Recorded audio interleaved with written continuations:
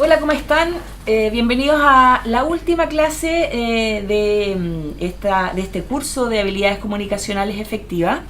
En esta oportunidad vamos a hacer algo distinto. Estamos con un invitado que les va a hablar de lo que significa el trabajo en terreno, acerca de las crisis comunicacionales, que fue la última clase que vimos en su formato tradicional.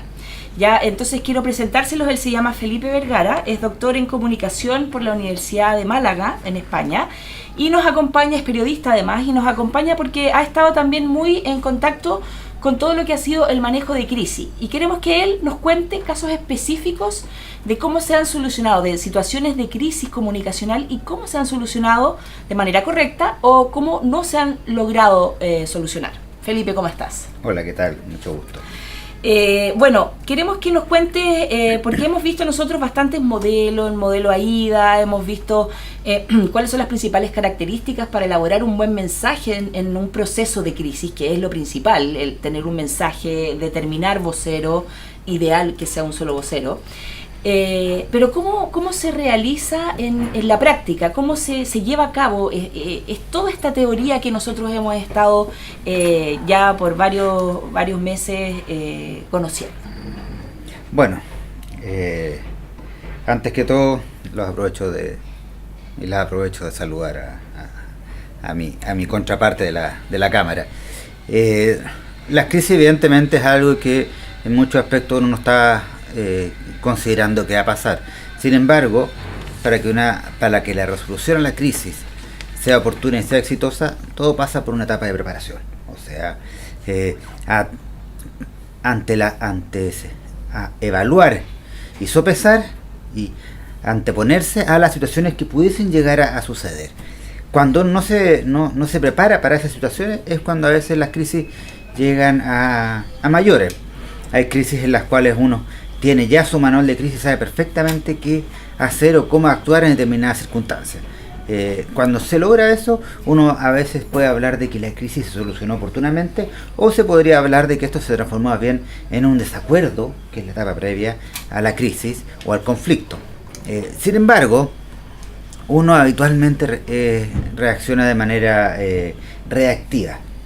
Ve que la ola viene y recién ahí dice qué voy a hacer. La verdad es que ese no es el proceso ideal. Y para eso, bueno, evidentemente hay un sinfín de estrategias, de mecanismos de ir visualizando esto y monitoreando constantemente. La etapa de preparación es la clave de una crisis, como la es en cualquier plan que haya de comunicaciones, de marketing, plan estratégico. Todo parte porque tú te logres identificar cuáles son los factores de riesgo que tú vayas a tener y estés atento hacia esos. Esto es casi como un seguro. La gente dice, oye, que lata, pagué, no sé, 50 lucas mensuales en seguro y resulta que ni usé el seguro. Bueno, si la idea es no usarlo. Acá es lo mismo. El plan de crisis es, ojalá que nunca llegue, pero si llega, que sepa cómo actuar. Ejemplo corto, hace 2 años atrás se da vuelta un camión de gas en la Costanera Norte, en Santiago. Uno dice, chuta, ¿qué pasa acá? Hora peak, día viernes, 4 de la tarde, cuando la gente ya está saliendo de la oficina. La empresa era Lipigas. Lo primero que hizo Lipigas fue tapar el camión, porque su manual de crisis decía, bueno, resguardemos la marca. Entonces uno pasaba por ahí, despotricaba contra el camión dado vuelta, pero no sabías quién era el camión que estaba dado vuelta porque estaba tapado. ¿Eso es efectivo? ¿Fue un manejo efectivo de la comunicación? Porque si lo dice el manual de crisis, están haciendo lo correcto en ese sentido. Sí, claro. Decía que ante cualquier circunstancia, lo primero que había que hacer era tapar el camión. O sea, un manual de crisis llega hasta ese detalle de... En lo específico. En lo específico. De cada una de las situaciones, uno debe saber cómo tiene que actuar. Acá se resguarda la marca. Evidentemente se filtró después qué marca era, pero ya había pasado el malestar principal. Entonces lograron ahí controlar. Hay otras marcas que a veces no han logrado ser eficientes y su marca termina siendo muy dañada, tanto interna como externamente. Tuvimos la huelga de Sodimac hace un año atrás, cerca de 40 días en huelga. La oferta que hizo la empresa inicialmente era de un bono de término de conflicto de 500.000 pesos y un reajuste del 5%.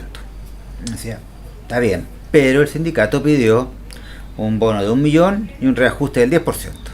Después de negociaciones, ante cada negociación, Sodemac iba bajando su oferta, en vez de ir subiéndola. 5, 4, 3. Y la gente empezó a darse cuenta que no iba a llegar a ningún lado, que le estaban descontando los días no trabajados por huelga. Y finalmente terminaron aceptando un 1% de reajuste y 100 lucas de...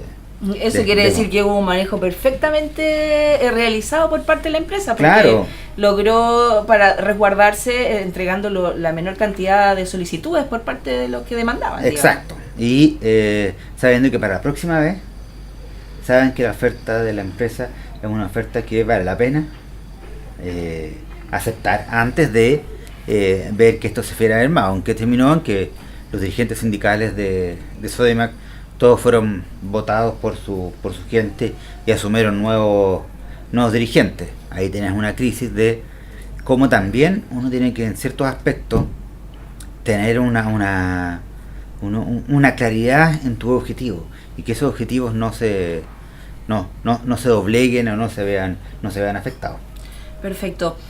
Hay varias situaciones en las que te voy a poner un caso que es, por ejemplo, el de la compañía de electricidad, que ha sido una cosa de que los apagones de luz, llueve un poquito, se apaga la luz, se corta la luz en todo Santiago, y vuelve a ocurrir otra vez, y finalmente no están preparados al parecer ante la crisis, porque su manual de crisis no debe estar especificado qué hacer en esas situaciones o cómo solucionarlo de manera correcta, cómo compensar a lo mejor a la contraparte, que es algo bastante importante que nosotros hemos aprendido a identificar, que es la contraparte la que se ve afectada y a la que tenemos que responderle en una situación de crisis. Sí, ahí en el caso de las eléctricas, de los servicios básicos, hay un tremendo problema que es que son obligatorios para nosotros. Entonces, el poder negociador que tenemos como consumidor es muy bajo. Entonces, la crisis que haya puede tener un costo reputacional, pero saben que no les queda otra que seguir usándolo. Y eso es muy dañino. No es como una compañía de TV cable en que yo me puedo cambiar, una compañía de celular en que yo me puedo cambiar, o un auto mismo en el que yo puedo pasarme de a otro auto. Acá no. Yo sé que para determinados sectores es determinada luz, determinado agua. Me cortaron la luz y la verdad es que es poco lo que uno puede hacer más que reclamar por redes sociales. Dicen que tu caso se va a ver, pero es muy complicado cuando tu poder negociador es bajo. Ahí no cae en ninguna cabeza, ahí no pasa nada, digamos, como más radical en una crisis, porque son crisis complejas. Son crisis complejas, ahí es la autoridad la que pide una indemnización y eso se ve reflejado en nuestra cuenta, pero es marginal. Es muy difícil también quitarle una licitación porque estamos hablando de temas de 30, 40 años de licitación. Sí es algo que las empresas deberán visualizar desde la perspectiva de lo que les significa a ellos desde un punto de vista de imagen. Caso Confort, tremenda crisis en CMPC. Entonces uno dice, bueno, ¿qué problema? Claro, no quedaba otra como empresa de seguir comprando Confort. Por mucho que nos llamaran a comprar Confort, Scott o otro, la verdad es que no solo es Confort, es todavía no, es servilleta, o sea, es un sinfín de productos.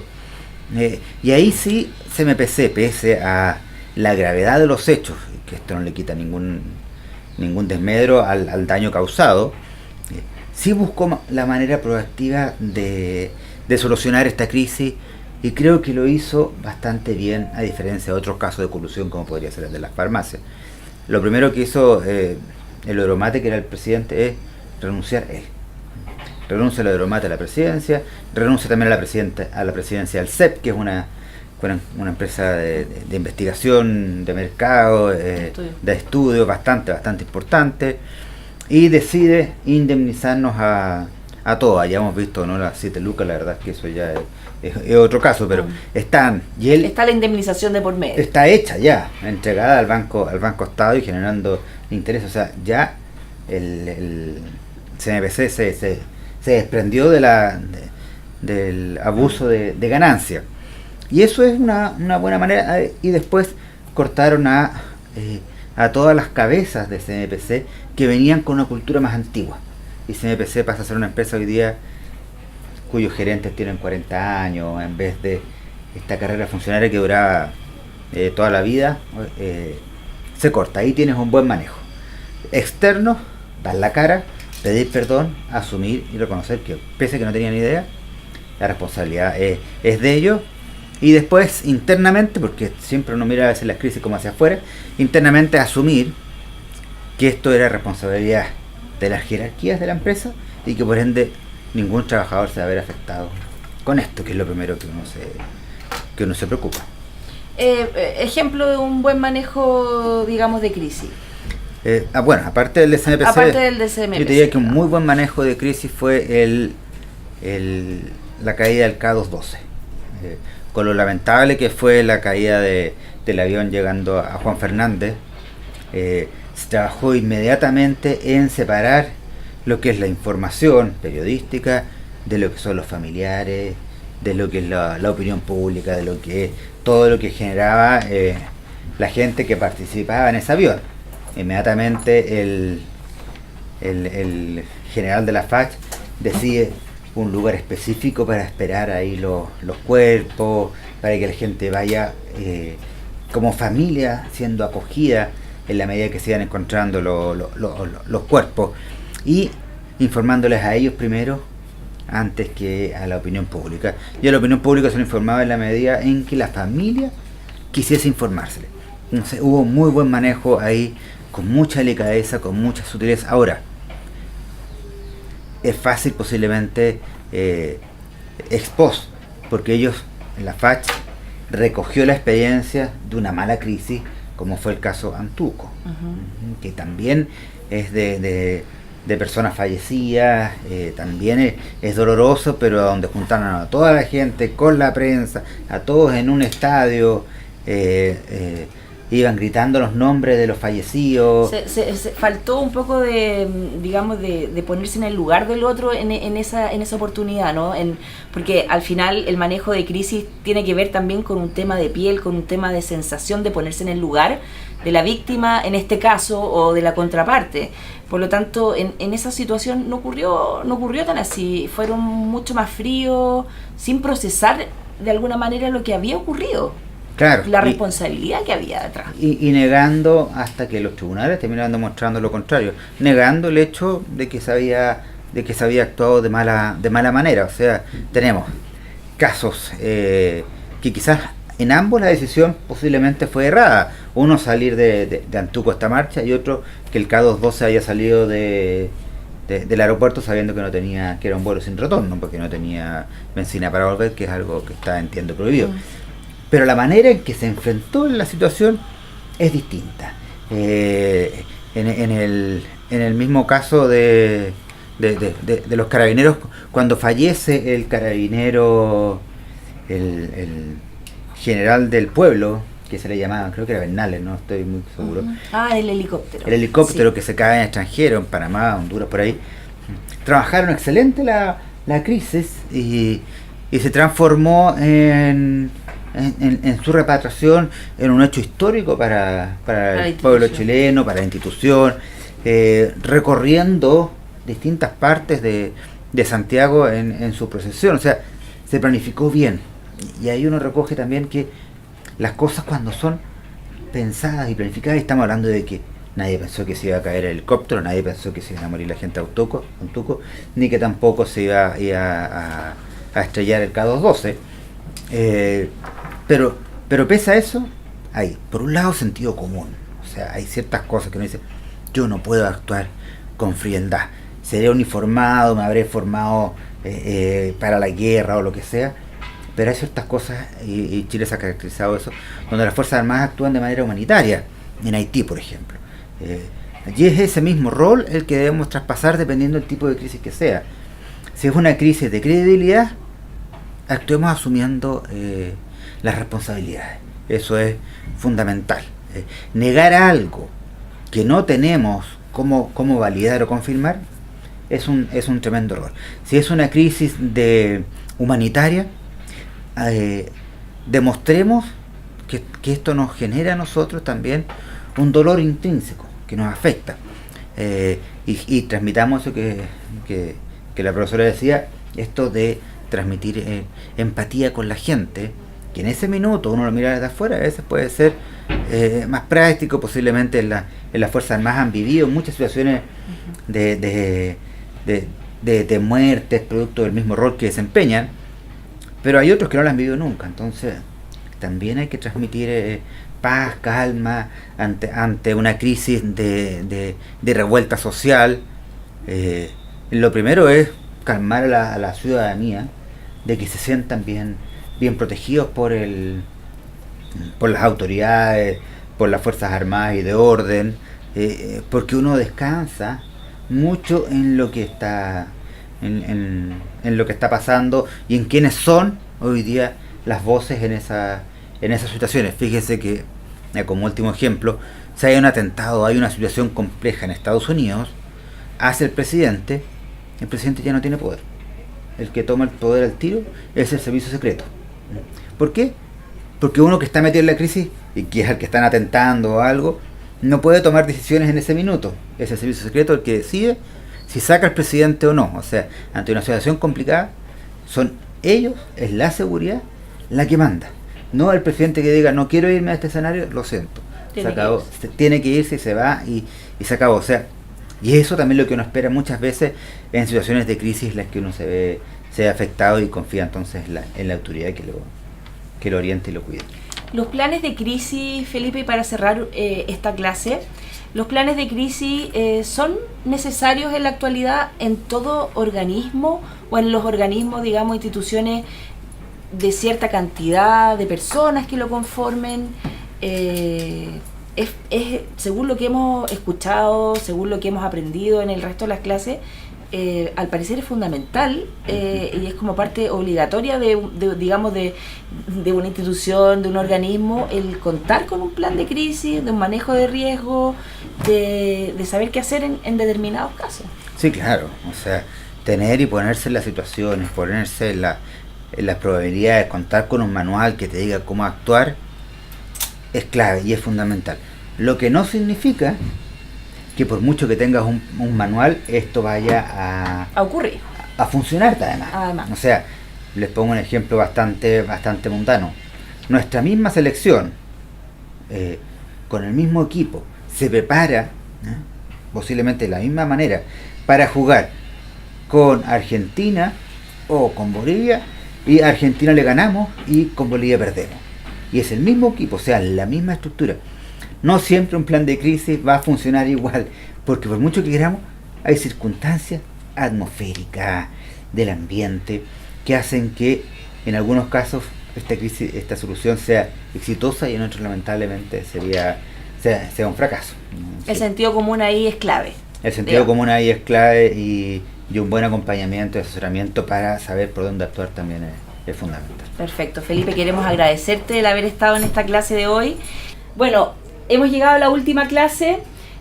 A modo de resumen, me gustaría que recordáramos lo que hemos aprendido en este módulo de habilidades comunicacionales efectivas, sobre todo a través de la comunicación, la importancia del proceso comunicativo, la importancia de expresarse correctamente, la importancia de actuar de cierta manera ante determinadas situaciones, el cómo enfrentarnos a los medios de comunicación, hacia dónde mirar, cómo enfrentarse con el público, ¿ya? Que va a ser nuestra principal contraparte. En modelos de crisis, cómo actuar ante una crisis, cómo armar un plan de comunicación. Muchas veces uno piensa, no, el tema comunicacional no es tan importante, veamos el tema en una empresa o en una institución, la contabilidad siempre va a primar, la finanza. El tema comunicacional es muy importante porque puede una empresa o una institución o una organización irse a pique con un mal manejo ante una situación de crisis Por lo que espero que con esta clase, con este curso, digamos, ustedes puedan aprender a lo mejor a valorar un poquito más el tema comunicacional, a ponerle más ojo, un poco más de sentido y darse cuenta que a lo mejor si son testigos de una crisis, digamos, ya sea a través de las noticias, puedan identificar que hay un trabajo detrás, que hay un plan comunicacional.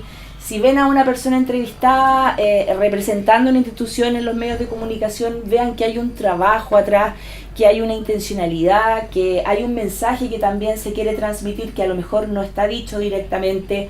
Son temas que a ustedes les va a dar para pensar, para analizar y ojalá nunca tengan que enfrentarse y ocupar estas herramientas porque finalmente significa que estaríamos ante una situación de crisis en el caso de la crisis o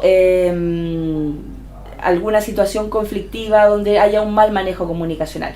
Lo importante es que recuerden estos conceptos. Las teorías de la comunicación muchas veces nos abren los ojos hacia de dónde comenzó esto, cómo se comenzó a analizar y cómo los hechos han ido haciendo que el proceso comunicacional sea estudiado. Y bueno, no me queda más que despedirme, darle las gracias y esperamos vernos en una próxima oportunidad.